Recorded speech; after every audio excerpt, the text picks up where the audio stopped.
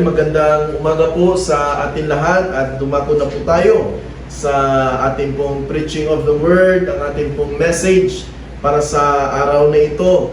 At nawa ay gabayan pa tayo ng ating Diyos na samahan tayo, no, sa araw na ito upang maging beneficial o kapakipakinabang sa ating ang mga mensaheng ito.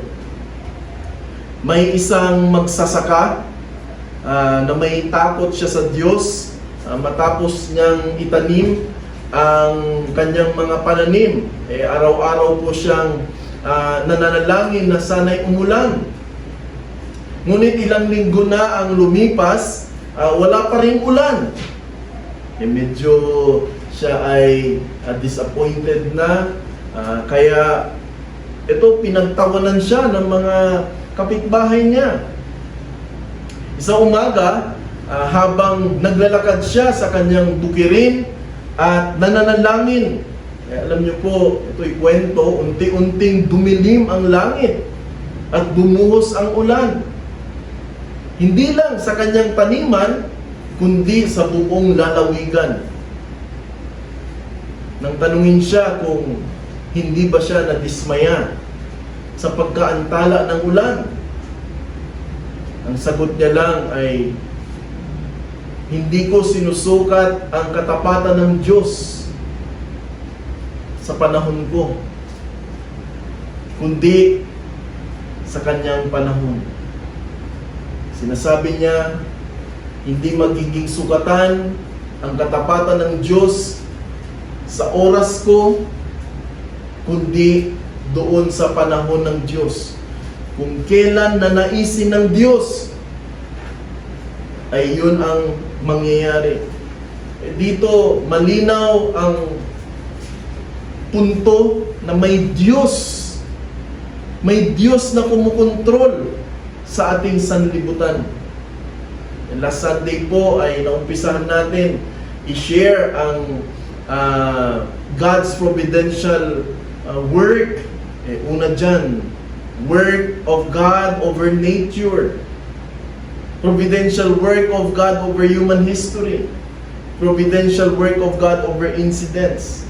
Tayo ay nagpapatuloy pa rin dito sa providential work of God dito sa nature, sa kalikasan. Ito ay parang part 2. Ito yung series natin sa tatlong extent of God's providential works.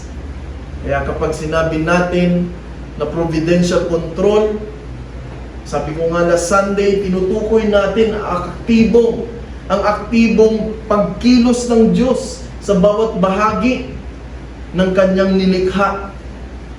Mula sa maliit na bagay hanggang sa malalaking kaganapan, ayon yan sa kanyang plano.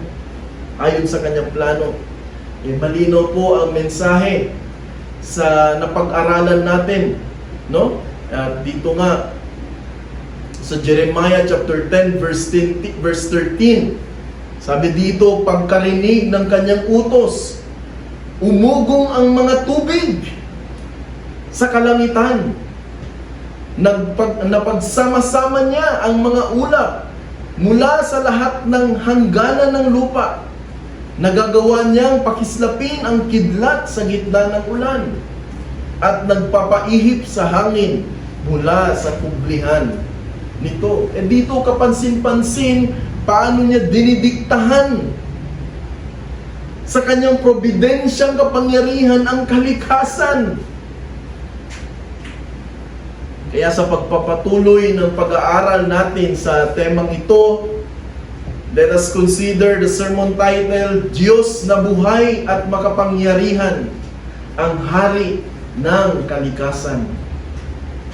Alam niyo po, ang Jeremiah chapter 10 ay bahagi ng pagpapahayag ng propeta laban sa mga Diyos-Diyosan doon sa mga kapanahunan niya. Itong mga idolatry ng bansa, very idolatrous yung kanila pong mga ginagawa.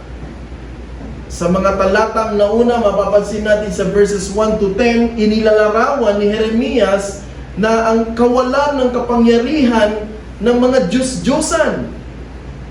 Kasi nga, pinagmamalaki itong mga taga-Babylonia at ibang mga Israel na rin na sila ay na-impluensyahan na may Diyos-Diyosan kuno. Nagawa sa kahoy, gawa sa pilak at ginto at hindi nakakarinig. Ito yung Diyos-Diyosan nila, hindi nakakagalaw. Ito yung Diyos-Diyosan nila na hindi nakakapagsalita. Ngunit pagsapit mo sa verse 10 at sa mga sumusunod, mapapansin po natin kung paano ni Jeremias inilahad ang kabaligtaran na ang buhay ng Diyos, ang buhay na Diyos, na may Diyos na buhay, na nakapagsalita, ang buhay na Diyos ng mga Hudyo at Israelita, na siyang lumikha at may hawak ng buong kalikasan. Ito yung argumento ni Jeremias. Pinagmamalaki nyo yung mga Diyos-Diyosan nyo. Pero may tunay na Diyos. Diyos ng kalangitan. Na ang Diyos ng mga Hudyo, ang Diyos ng mga Israelita, ay hindi katulad ng mga Diyos nyo. Sa kontekstong ito, nilalabanan ni Jeremias, ni Jeremiah, ang pag-aangkin na may kapangyarihan ang mga Diyos-Diyosan nila. At isang mahalagang paliwanag ng propeta dito ay ginamit niya mismo. Ginamit niya ang kalikasan. Na ang Diyos nga ang may direktang control dito. Na hindi kayang tapatan ng mga Diyos-Diyosan nila. Hindi kayang tapatan ng mga tagasunod ng mga Diyos-Diyosan na ito.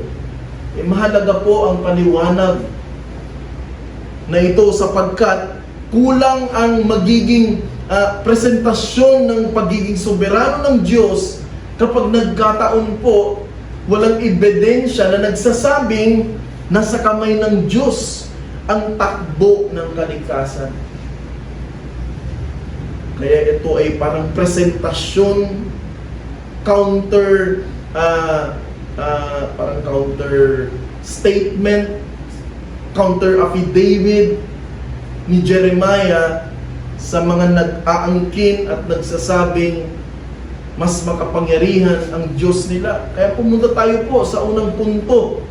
Unang punto, ang kalikasan ay kumikilos ayon sa kautusan ng Diyos. Kumikilos sila ayon sa kautusan ng Diyos. Hindi nang walang Diyos. So kumikilos sila sa Diyos ng Israel, sa Diyos natin ngayon, sa Diyos ng Iglesia ngayon. Meron po mga maling turo, particularly associated with deism. Itong deism, they claim that after God created the wonders, the creatures, the heavens and the earth, the world, and after that He stepped back and allowed the nature to operate by itself and without further involvement. Para bang nagsasabi na matapos likhain ng Diyos ang mundo, iniwan niya na lang ito at hinayaang gumana na lang ng mag-isa ayon sa mga batas ng kalikasan.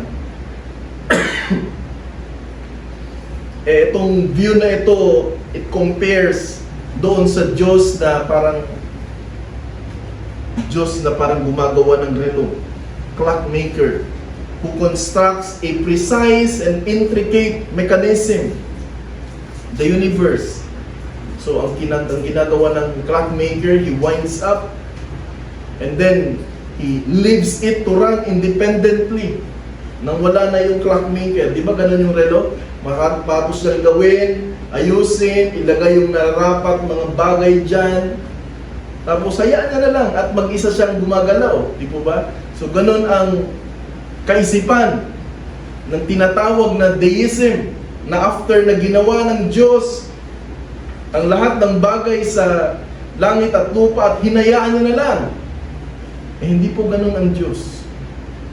Hindi niya hinayaan na lang tumakbo ng sarili ito nang hindi na siya nakikialam. Hindi siya ang Diyos na parang clockmaker. Hindi siya ang Diyos na parang gumawa ng relo at hayaan niya na lang. Alam niyo po, may mga characteristics ito. May mga characteristics ng deism at gusto ko pong i-share sa inyo para at least malaman niyo ito. To them, God as creator, yes, but not as sustainer. Para sa kanila, they affirm that God exists and that He created the world, but they deny His ongoing involvement in its daily operations. Ang Diyos daw ang lumikha ng sanlibutan, ngunit ano yung sinasabi nila? Hindi na raw aktibong nakikialam ang Diyos sa mga nangyayari sa loob nito, dito sa langit at lupa. Parang ang layo ng Diyos. Yan yung turo nila. And natural laws as autonomous. Ibig sabihin, nature is seen as self-regulating. Kaya natural laws function without divine intervention or oversight. Sa kanila, sapat na daw ang batas ng kalikasan, yung natural laws, upang pamahalaan ito.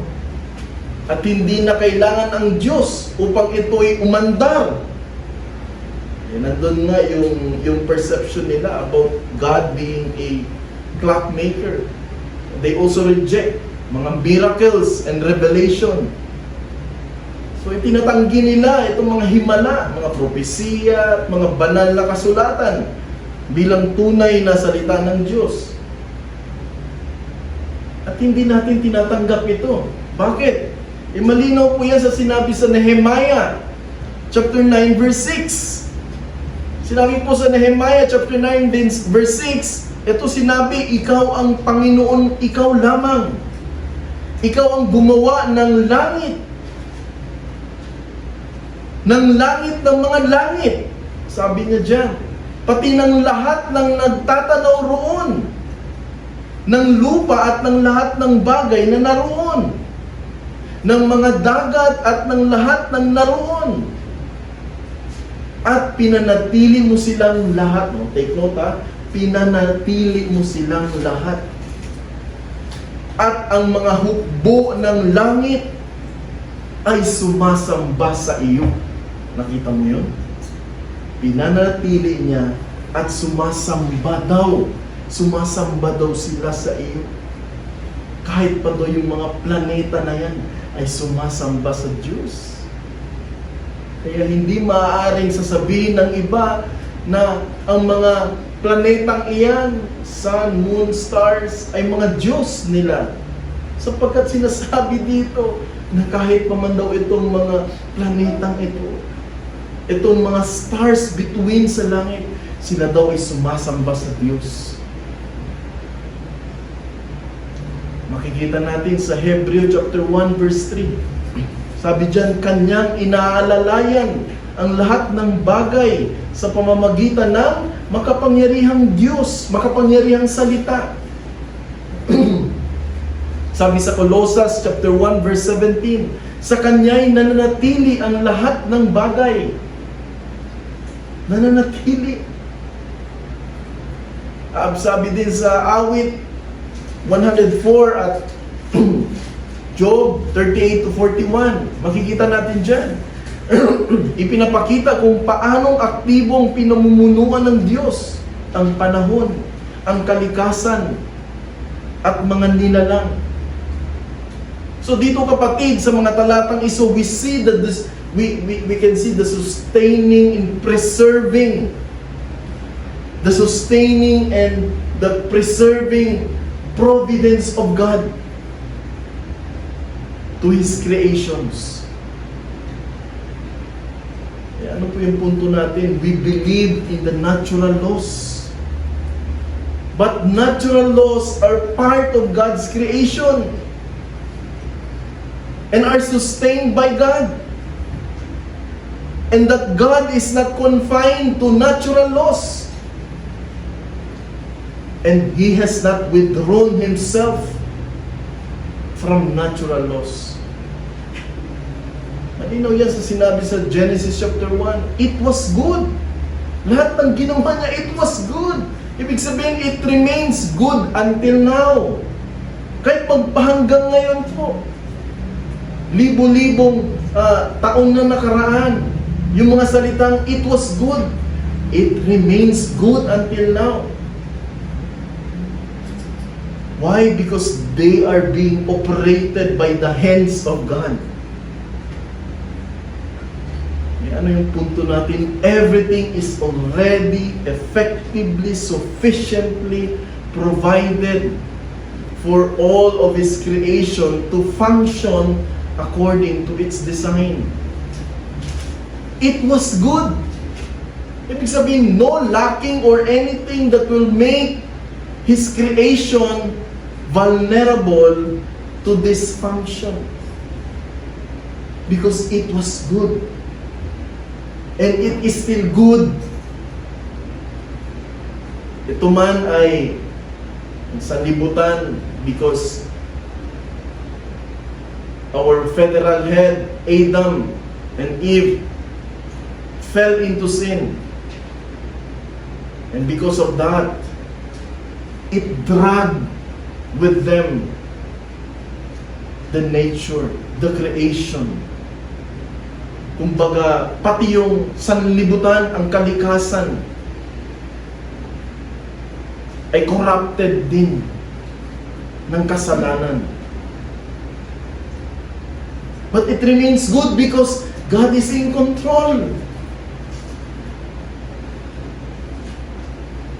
So, natural laws are there. They do not operate by themselves. Because God preserves and God provides. Ito yung sustaining providence ng Diyos. And so the motions and the cycles of nature are superintended by God. And superintending work of God, ito yung providence of God. Because we believe nature operates under God's oversight. Ang Diyos mismo ang nagpapaandar. Ang Diyos mismo ang nagbabantay. Ang Diyos mismo ang nagpapasya kung kailan uulan. Ang Diyos mismo ang magpapasya kung kailan kikidlat. Ang Diyos mismo ang magpapasya kahit pa man yung ihip ng hangin. Kung ang Diyos ang may hawak ng ulan, mga kapatid, kung ang Diyos ang may hawak ng hangin, kung ang Diyos ang may hawak ng kalawakan, maaari tayong magtiwala sa Diyos na ito. Maaari tayong magtiwala sa ating Diyos na may control din sa ating mga buhay. Kung ang mga planeta doon sa galaxy na very complicated, paano mo pag-aralan yan? Nakukontrol niya, nape-preserve niya, nasusustain niya. Ikaw at ako pa kaya, hindi niya kayang isustain? See? So sa gitna ng unos ng buhay, literal man o spiritual, alam nating hindi tayo pababayaan ng Diyos na buhay. Pangalawang punto,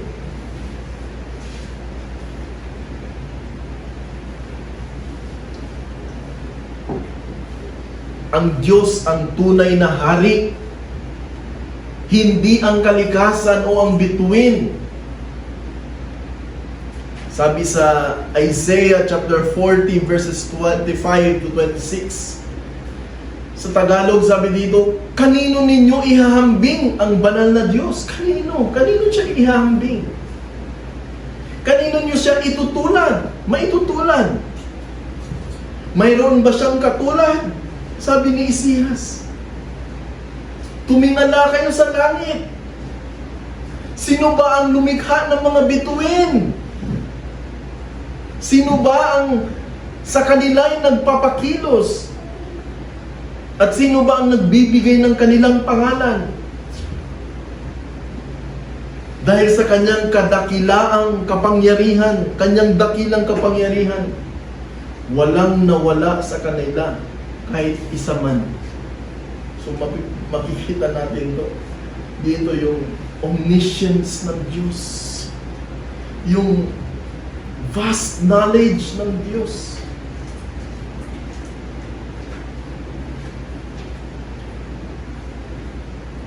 Alam niyo po, according to some commentators, ang Isaias 40 ay bahagi ng tinatawag po na Book of Comfort. Chapters 40 to 55.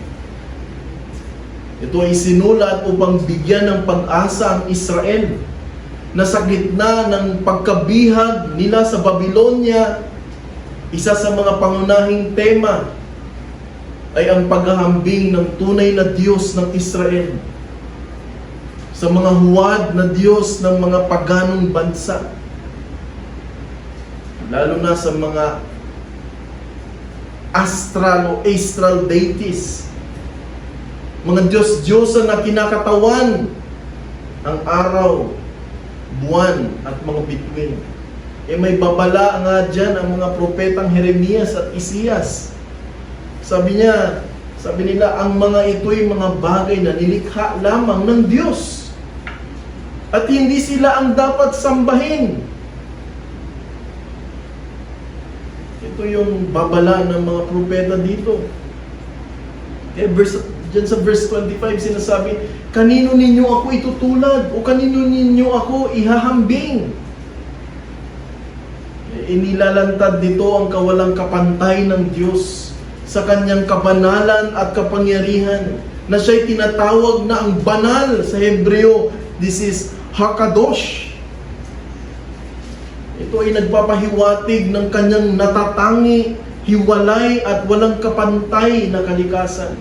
At hindi siya maikukumpara kahit kanino o anuman, lalo na sa mga huwad na Diyos. Sa verse 26, makikita natin dito, sinabi, tumingala kayo sa langit. Sino ba ang mga lumikha ng bituin? So ito ay isang paanyaya to reflect. Tingnan ang mga bituin at kalawakan. Ngunit sa halip na sambahin ang mga ito, gaya ng ginagawa ng mga taga-Babylonia, ang pagtingin natin dito ay mahalaga. Sabi nga, sino ang lumalang ng mga ito? Ito ay isang direktang anti-mythological statement laban sa paniniwalang ang mga bituin daw ay may sariling kapangyarihan at sila daw ay mga Diyos. Maganda ang comment ni John Calvin dito sa verse na ito. Sa Ingles, sinabi dito, by mentioning the stars, he states more clearly that the wonderful order which shines brightly in the face of the heavens preaches loudly that there is one God and creator of the world. And all who shall observe that amidst the vast number and variety of the stars, so regular an order and course is so well maintained, will be constrained to make this acknowledgement. For it is not by chance that each of the stars has had its place assigned to it, nor is it at random that they advance uniformly with so great rapidity. And amidst numerous windings move straight forwards, so they do not deviate a hairbreadth from the path which God has marked out for them. Thus their wonderful arrangement show that God is the author and worker, so that men cannot open their eyes without being constrained to behold the majesty of God in His works. Napakaganda. Sa Tagalog pa, ang punto ko dito, kapag tinignan daw natin ang mga bituin sa langit, makikita natin kung gaano kaayos at kahanga-hanga ang pagkagagawa nito. Hindi daw ito basta-basta lang nangyari. May Diyos na naglagay sa bawat bituin na yan sa kanya-kanyang lugar. It is with precise space measured.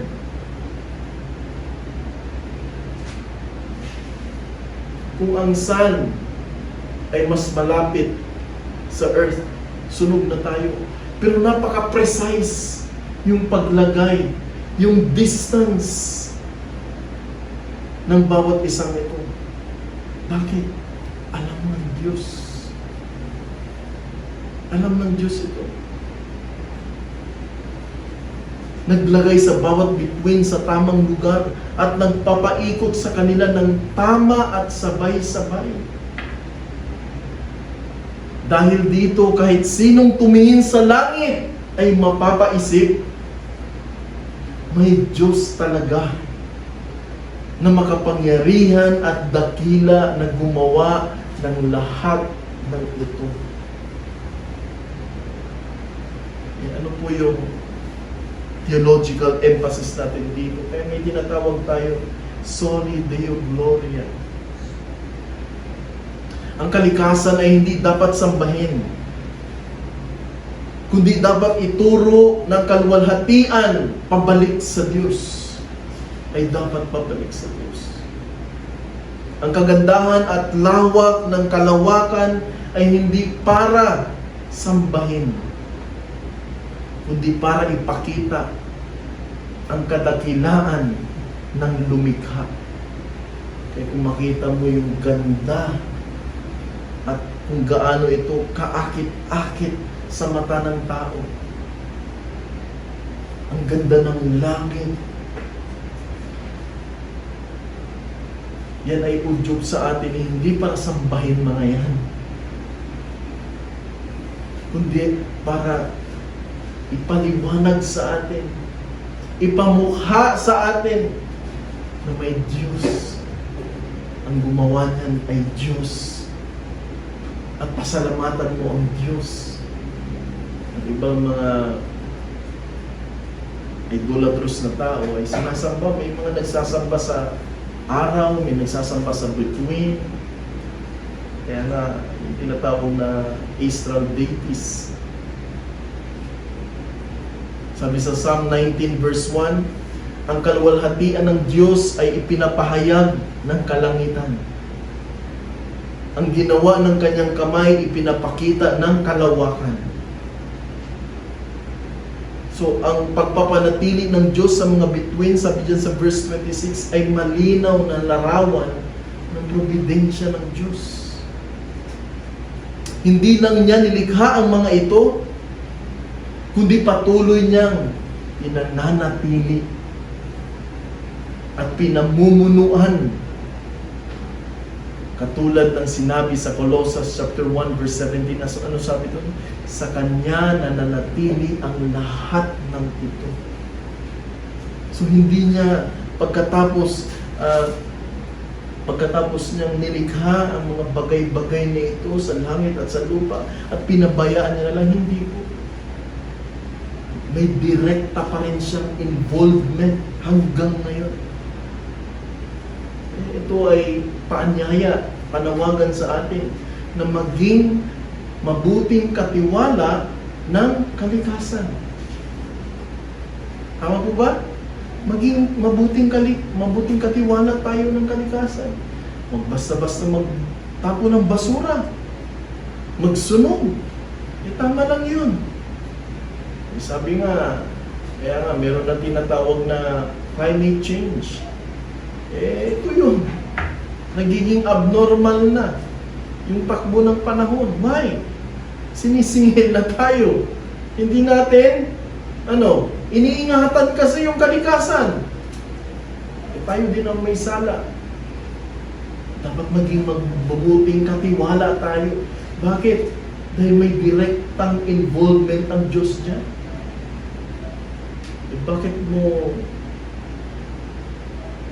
Bakit tayo gagawa ng bagay na makakasira dun sa mga nilikha niya na hanggang ngayon ay pinipreserve niya? Di ba nagkakasala ka na dun? Ano po yung practical na application natin dito? Alisin ang mga pamahiin din at paniniwala sa bituin at kapalaran. Ito yung mga tinatawag na horoscope, mga zodiac signs, yung mga swerte talaga yung panahon na ngayon, swerte talaga yung taon ngayon. Ano ba yung year ngayon sa Chinese? Year of Snake yata, no? Year of Snake. Dahil swerte daw yung taon na yan. Paano naging swerte? Snake, ahas. Di ba yun yung ginamit ng diablo, yung ahas na yun sa hardware? So, matuto tayo. Matuto tayo dito, mga kapatid. Magtiwala sa Diyos sa gitna ng kaguluhan ng mundo. Di ba, nakaraan, Russia at Ukraine, bakbakan. Ngayon naman, lately lang, Pakistan at saka India.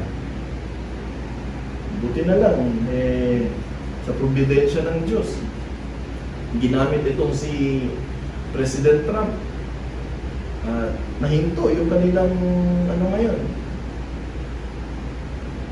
So sa gitna ng mga kaguluhan ito, mga kapatid, gulo sa politika. Di ba? Sino ba yung mga mayor niyo? Sino ba yung mga konsehal? Matindi yan. Matindi yung away, matindi yung siraan. Mananalo man o hindi manalo. Tandaan natin ang Diyos na may control sa mga lahat ng ito. Huwag natin ilagay yung kapalaran natin sa mga taong ito. Di ba? Halimbawa, naluklok itong hindi mo gusto na wala na. Talagang corrupt na. Masisira na yung Florida Blanca. Bakit sino ba yung tao lang yan? Di ba? Makapangyarihan ba? Yung mayor, gobernador? Sino makapangyarihan? Ginawa na ng Diyos yan. Di ba? Huwag natin ilagay yung kinabukasan ng tao doon sa kamay ng tao. Sapagkat yan ay mga tao lamang. So huwag tayong matakot. Kung sino man ang maluklok dyan, huwag tayong matakot. Sapagkat ang Diyos ang nagsusustain sa Florida Blanca, hindi tao. Tandaan natin yan. Pero bukas, lumabas tayo at bumoto. Dahil parte yan ang responsibilidad natin bilang mamamayan. At ipanalangin mo na sana itong taong iboboto ko po, Panginoon, ay tunay na gamitin nyo. Ganun na.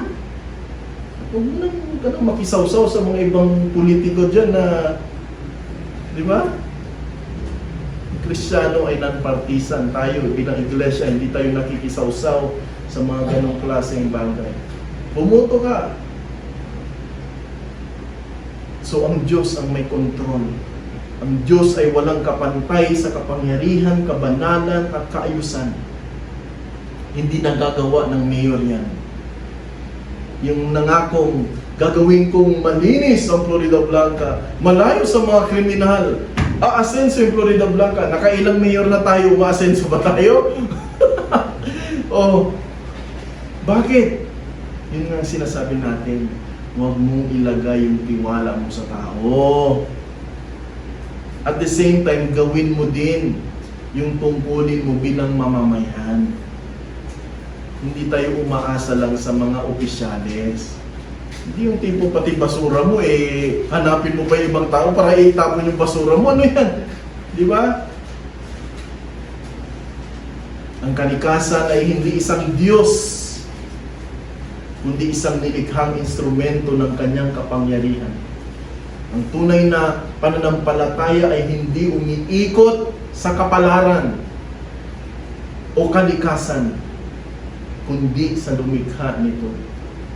And so by way of may pastoral advice at bilang hamon sa atin, magsisi na at tumalikod sa anumang anyo ng modern idolatry. Huwag tayong madaya sa mga pamahiin. Mga pamahiin. Sabi kasi ng lola ko, bawal yung ganito. Eh, hindi po totoo yun. Yan yung mga pamahiin. Yan yung tinatawag na parang Diyos-Diyosan mo na rin. Mga swerte. Diba? Swertres. Kaya hindi din tayo nagtataya sa ano to? Mga wedding, mga ganon.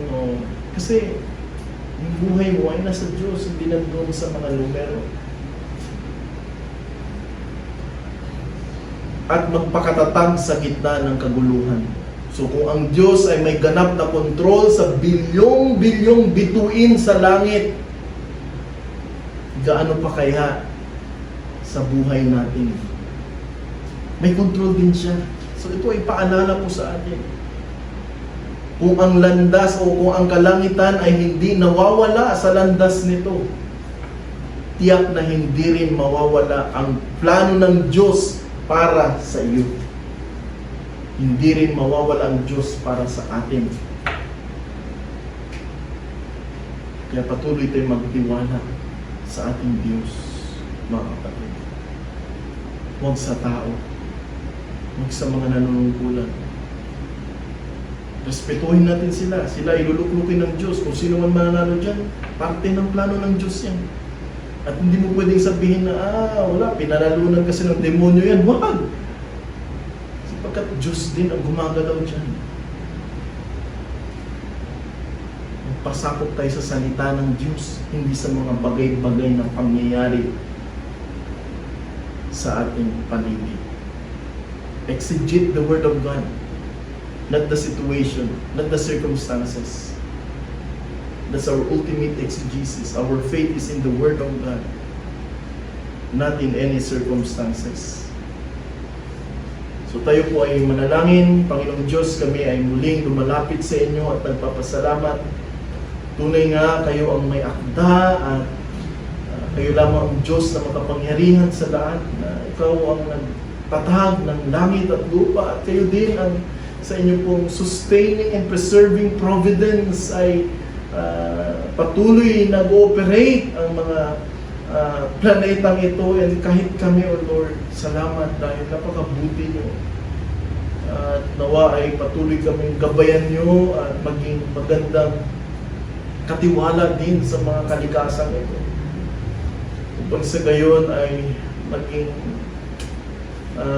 maayos din yung pamumuhay namin dito sa sanlibutan ito. Salamat, O Lord, sa inyo pong mga salita.